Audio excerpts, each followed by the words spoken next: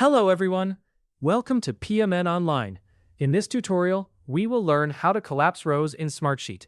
Now let's dive right into the heart of the matter. Have you ever found yourself overwhelmed by the sheer amount of data on your Smartsheet? You're not alone. One of the key challenges many face is managing and organizing extensive datasets.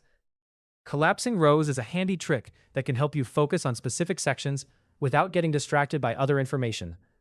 This not only reduces visual overload, but also enhances your productivity by allowing you to concentrate on the tasks at hand. It's all about making your workflow smoother and more efficient. Let's get started with the expanded tutorial. The first step, of course, is to log into your Smartsheet account. If you're new to Smartsheet, don't worry. You can easily sign in using your Google, Microsoft, or Apple account. Just follow the simple on-screen instructions and you'll be set up in no time. Once you're logged in, you might wonder why collapsing rows is so beneficial. Well, it helps you streamline the structure of your sheet, making it easier to navigate complex datasets.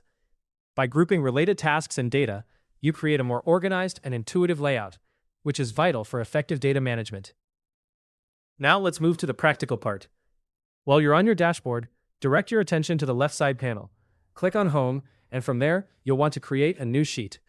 You can name it anything you like. Maybe something like How to Collapse Your Sheet, just as a fun example.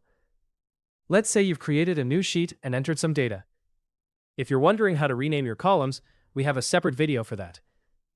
But the main idea is to double-click on the column header and make your changes. You can also delete any unnecessary columns by selecting them and choosing to remove them. Once your data is in place, you might want to collapse certain rows. Here's how you can do it. Click on the row you wish to collapse.